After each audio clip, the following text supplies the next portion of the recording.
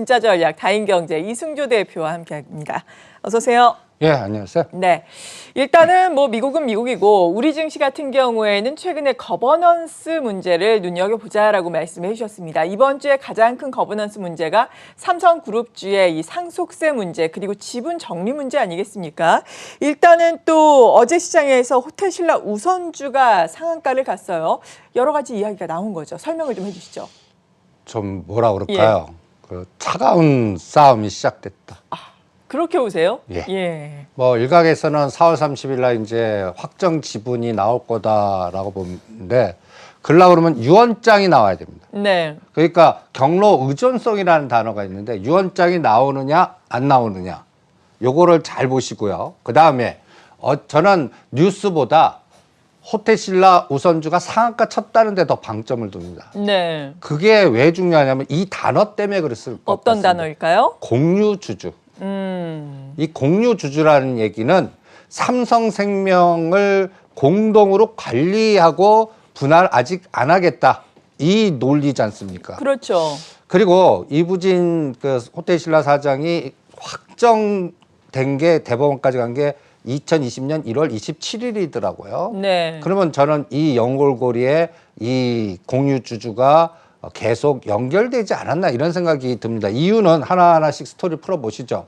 어저께 호텔신라 우선주가 이렇게 상한가를 쳤습니다. 네. 대단한 에너지 아닙니까? 그러니까요. 그러면 오늘도 이게 이제 주봉으로 보면 이 전에 고점이 16만 원인데 이걸 치고 나가나 보겠습니다. 네. 이 에너지가 나온다는 얘기는 뭐랄까 차가운 싸움이 시작됐고 그 다음에 또 다음 그림에서 오늘은 삼성생명 에너지를 보겠습니다. 네. 이것도 치고 나간다. 그러면 이거는 보이지 않는 노이즈가 우리가 모르는 노이즈가 있다 이렇게 판단하겠습니다. 그럼 어떤 노이즈인데 할 때 이 뉴스를 한번 보십시오. 최근에 김기남 삼성전자 부회장 1만 주 매수. 네. 21만 주 있으신데 또 1만 주를 사셨어요. 그래서 난 이 초기 조건 갖고 삼성전자를 오른다.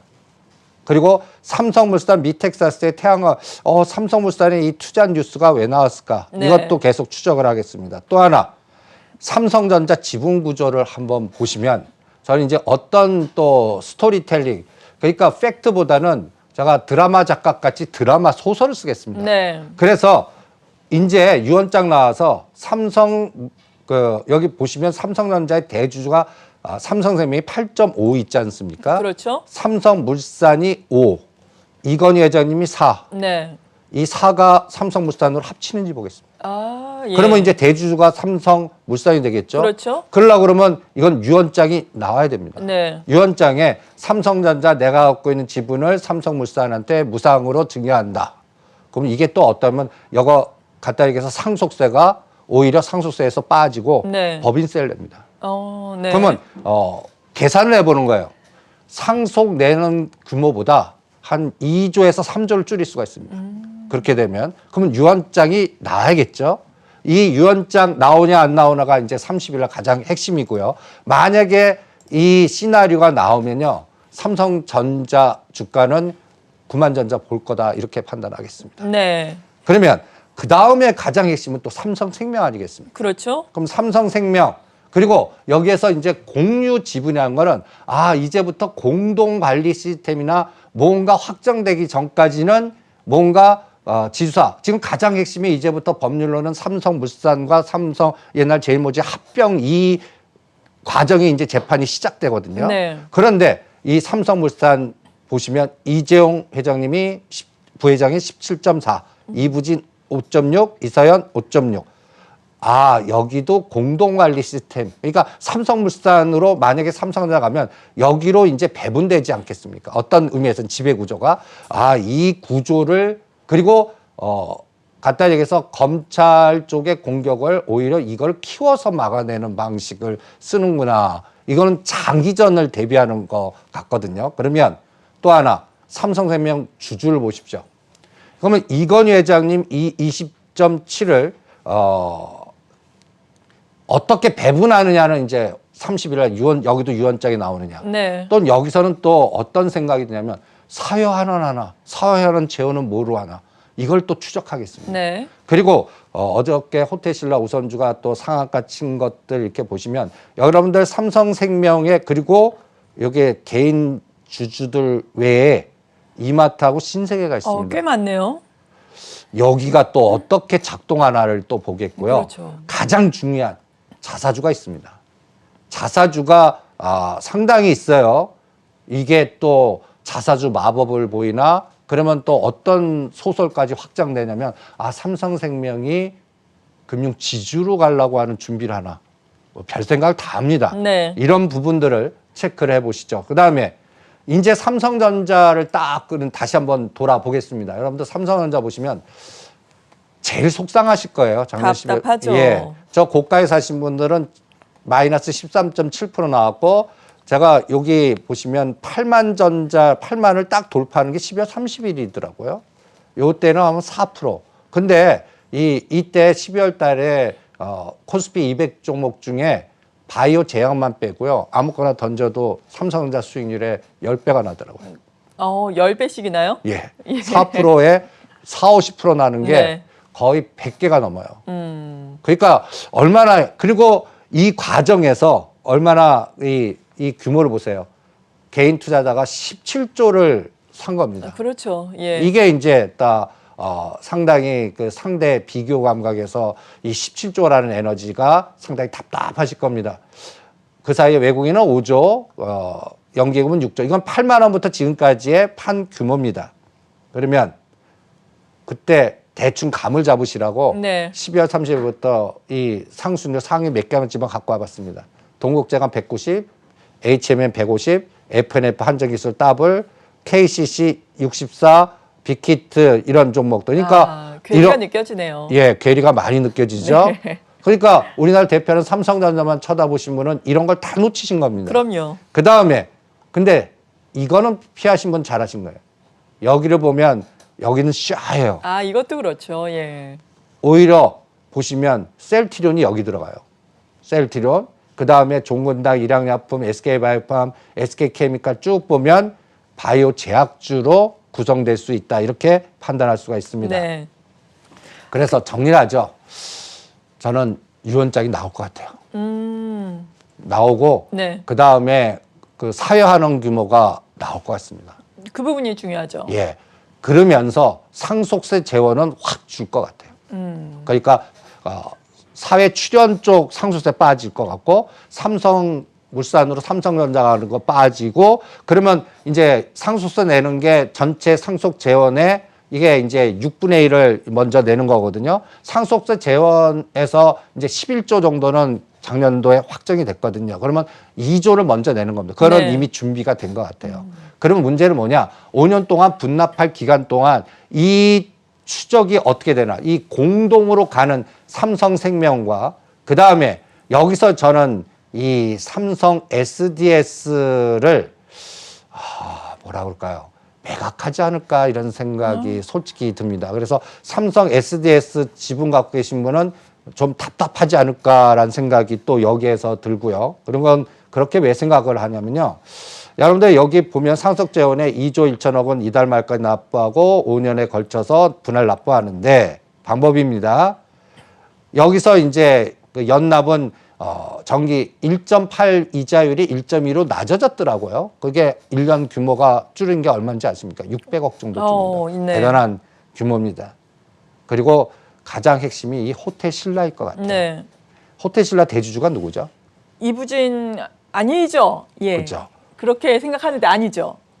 그 부분이 핵심인 것 같아요. 맞아요. 네. 그래서 여기서 삼성생명이 대주주입니다. 맞아요. 예. 그래서 이부진 호텔신라 입장에서는 삼성물산 공유 지분 확보, 삼성생명 이거를 지배해야 네. 그나마 내가 갖고 올 수 있는 그 뭐라 그럴까요? 마지노선을 확보하는 거 아닌가. 그래서 삼성생명이 그래서 공공 지분으로 가지 않았나.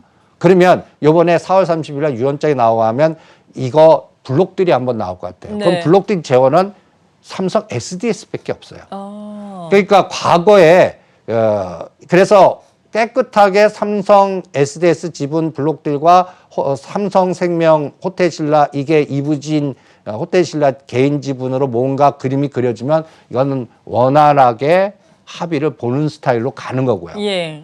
만약에 상위원장이 안 나오고 좀 이상한 노이즈가 나오고 네. 그다음에 공동 배분되고 나머지는 갖다 해서 법률로 배분이 되면 이거는 이게 상당한 그 시간 끌기 작업이 들어갈 것 같고 1, 2년 안에 해결될 것 같지는 않은 그런 상태. 그러면 과거에 뭐 한직할 그룹까지 시끄럽게 하지는 않겠죠. 그래서 네. 처음에 제가 그래서 차가운 싸움 이렇게 표현을 했습니다. 그래서 이러한 부분이 어저께 호텔신라 우선주를 상한가를 만든 거 아닌가. 그러면 오늘의 관건은 네. 삼성생명의 에너지가 어느 정도 치고 나가나. 그리고 제가 삼성 SDS를 약간 이거는 두 가지 시나리오예요. 예. 과거에 이건희 회장님이 돌아가시고 쓰러지시고 나서 삼성 SDS하고 에버랜드가 바로 2014년도에 연달아서 상장한 때 있거든요. 네. 과거를 회상하기 위해서 그 상장하기 전에 주주들이 어땠나 한번 보시죠. 이 기억이 잘 안 나시는 분도 있을 텐데 여기 보시면 삼성전기가 7.8이나 갖고 있었습니다. 네. 이학수 3.9 갖고 가고 거의 이서연, 이부진 이분들하고 거의 같은 지분을 갖고 있었고요. 아, 그래요? 이게 이제 차익만 1조입니다. 네. 그리고 삼성 꿈장학재단도 3.5% 있고 골드만삭스 2.24, 김인주 1.7. 그러면 지금은 이게 싹 없어진 겁니다. 그래서 이제 개인 지분으로만 단순화된 겁니다. 요렇게. 이제 2014년 지분이 이렇게 바뀐 네. 겁니다. 그러면 이재용, 이부진, 이서연. 이재용 이 9.2가 옛날엔 11.2였습니다. 요거를 삼성 엔지니어링이 그 증자가 뭔가 삐기덕거리니까 2%를 팔아서 증자에 참여하는 그러한 현상이 나왔죠. 언제든지 이거를 재원으로 쓸 수 있는. 그러니까 삼성 SDS가 주가 못 가는 그런 이러한 내부적인 보이지 않는 블록들이 나올까? 뭐 그러면 두 가지예요.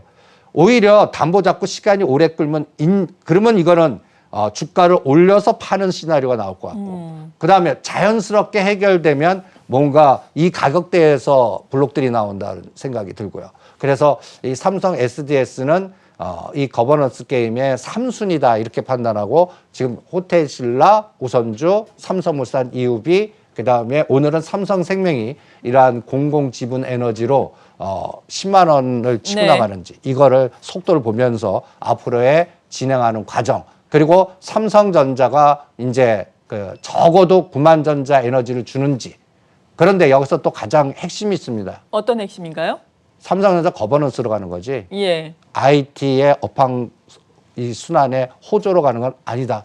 이게 차이가 굉장히 심할 것 같아요. 네. 그럼 무슨 얘기냐면 삼성전자 땡기는데요.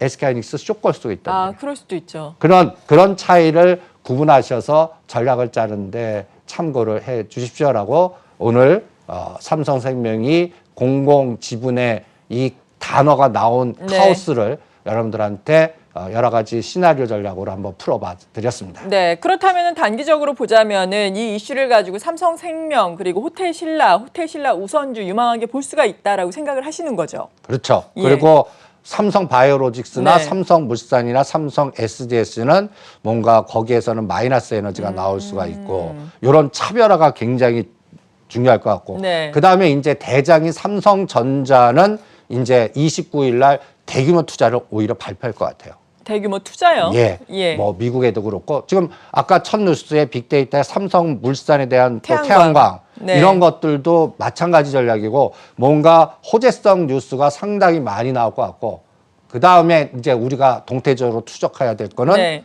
진짜 불법 증계 삼성 SDS부터 시작했던 그리고 이 재판 합의부 2부의 이 박정재 부장판사, 박사는 부장판사 이분들의 성량 그리고 이분들이 이제 그 첫 재판을 시작했습니다. 네. 그러면서 검찰 쪽에서 이제 이 그림 여러분들 제일 삼성물산가 제일 먼저 합병일 때 이 그림을 갖고 설명을 한 것 같아요. 설명을 좀 해주세요. 네. 이 그림하고요. 이 그림 네. 무슨 뭐 기하학 공부하는 것 같죠. 그러니까요. 이렇게 그 원기둥 하나로 단순하게 보는 거랑 이렇게 세 가지 보는 거랑 네. 검찰 측에서는 이게 어떤 때는 단순하게 보고 어떤 때는 이렇게 해서 대주주 마음대로 쪼개서 볼 수 있냐. 네. 그래서 바이오패스 이 분식회계 이 부분을 강조하면서 이 원초적인 이게 잘못됐다 해서 유죄 판결을 내리려고 하는 에너지를 집중하는 것 같습니다. 그러면 그거를 판결하시는 분이 아까 얘기한 대로 이 세 분이 결정할 것 같지 않습니까? 네. 그래서 제가 이분들의 과거 판례들을 한번 다 동태주 추적을 해봤습니다. 아, 성향이 어떻던가요? 박정재 부장판사. 그러니까 요번에 네. 한두 달 전에 이분들이 새롭게 바뀐 거예요? 바뀌었어요. 예. 그거를 또 왜 바뀌었을까? 중요한 시점에. 네. 이것도 한번 체크하고요. 그다음에 박정재 부장판사는 삼성그룹과 톱텍이라고 하는 기업인가? 네. 그 중국에 그 기술 유출로 해갖고 삼성하고 싸웠던 기업이 있습니다. 맞아요. 이제 마스크 하고 있는.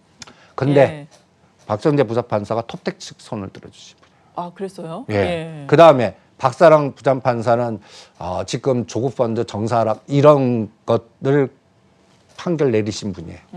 그러니까 좀 싸다는 생각이 들어요. 그러네요. 그러니까 약간 삼성그룹의 우호적인 두 분의 판사는 다른데 보직으로 이동하시고 네. 새롭게 오신 분이 젊으신 분들이고 그 다음에 박사랑 부장판사가 좀 젊으신데 주임 판사예요.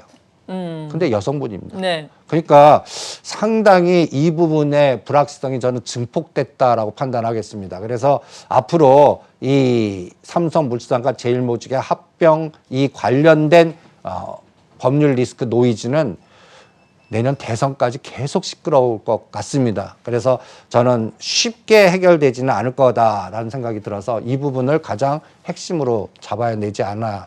그래서 네. 이 부분 포인트를 잡는다면 차별화 전략이 굉장히 중요한 것 같아요. 그러네요. 삼성그룹주 내에서도 예. 롱숏이 분명히 갈리는 것 네. 같아요. 그래서 거버넌스 중심으로 집중하자 전략이고 IT 업황으로 가는 건 아닌 네. 것 같은데 지수는 오를 거다라고 판단하겠습니다. 네. 이게 이제 파생시장 미결제 약정의 흐름 때문에 그렇게 판단한다라고 참고하시기 바랍니다. 파생시장은 그렇다면 어떤가요? 그래서 예. 상방향으로 올라갈 것 같습니다. 잘하면 삼성전자 때문에 지점고점 돌파한다. 이렇게 그래요? 그렇게 전략을 짜드리고요. 그다음에 실제 매매는 전번에 이제 주도주들이 이런 그림을 갖고 와드렸을 네. 겁니다. 거버넌스에 더 압축하자.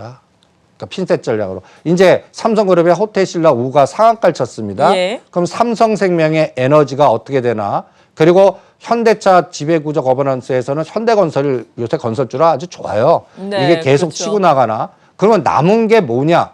LX그룹과 DL그룹의 거버넌스가 이제 남았다라는 생각이 듭니다. 네. 그래서 LG하우시스, DL, ENC 이런 것들 체크를 해보시고요. 빨간색이 더 유망하다는 뜻인가요? 까만색은 너무 급등시켜갖고 네. 이제 여기서 대상에서 빼겠습니다라는 논리고요. 그래요? 이제 예. 빨간색 중에서 남았는데 이제 호텔신라우가 너무 급등해갖고 이제 예. 호텔신라우도 한 15만 원 가면 까만색으로 바꿔볼 생각입니다. 네. 그리고 삼성생명이 이제 에너지가 나오나 보겠고요. 그 다음에 그래서 KCC도 이 KCC가요 삼성물산을 9%나 갖고 있습니다. 네. 그러니까 이것도 업황 플러스 거버넌스로 작동한 거 아닌가 이런 생각이 들고요. 그 다음에 이제 다음에는 정책으로 주도를 잡을 때 철도주에 집중하겠고요. 그 다음에 이 나머지 이 건설 쪽에 그 지화와 그리고 어저께부터 또 HMM이나 페노션이 다시 치고 나가는 것 좋더라고요. 같습니다. 예. 그러니까 물류 쪽의 순환.